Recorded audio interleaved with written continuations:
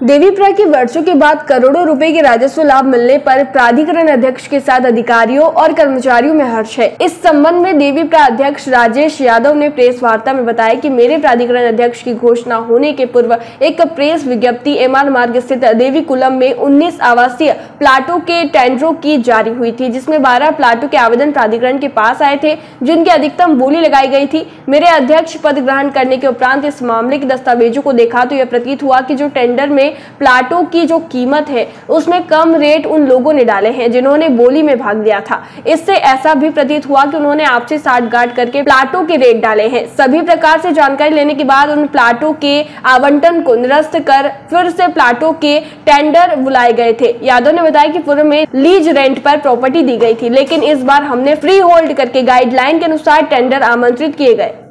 ये 5 अप्रैल को मेरी प्राधिकरण अध्यक्ष घोषणा होने के पूर्व ही एक प्रेस विज्ञप्ति टेंडरों की यहाँ पे 19 प्लाटों की देवीकुलम के वहाँ एमआर रोड पर 19 आवासीय प्लाटों की विज्ञप्ति निकली थी।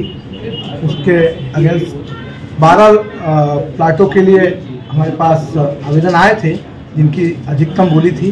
जब बोली की फाइल मेरे पास आई तो उसमें देखने के बाद ये प्रतीत हुआ कि मार्केट वैल्यू जो उन प्लाटों की है उससे बहुत कम रेट उन लोगों ने डाले हैं जिन लोगों ने उस बोली में भाग लिया था।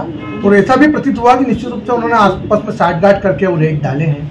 तो ऐसा सब जानने के बाद हमने उन सारे प्लाटों का जो विज्ञप्ति उसको निरस्त किया और नए सिरे से विज्ञप्ति जारी करके टेंडर न्यायालय भी गए थे शायद। वो लोग न्यायालय गए। उनका आरोप था कि हमने दुर्भावनावश प्लाट उनके कैंसिल किए हैं, लेकिन आज परिणाम सामने है। जब सेकंड कॉल उस प्लाटों का हुआ तो सेकंड कॉल के बाद आज जो रेवेन्यू राजस्व इस प्राधिकरण को प्राप्त हो रहा है वो पिछली बार के अगेंस्ट 2 करोड़ 14 लाख रुपए अधिक प्राप्त हो रहा है। तो निश्चित रूप से ये कहीं ना कहीं हमने जो निर्णय लिया था वो सही निर्णय था।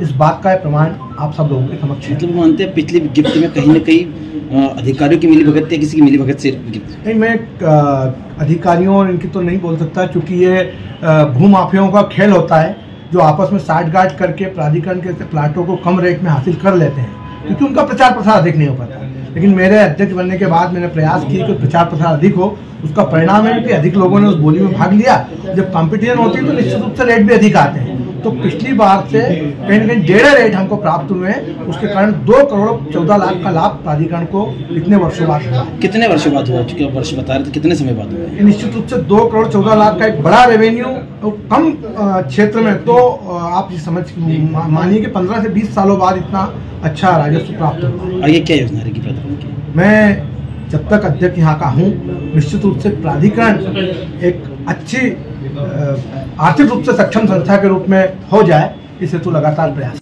देवास से ब्यूरो चीफ अभिषेक सोनी की रिपोर्ट।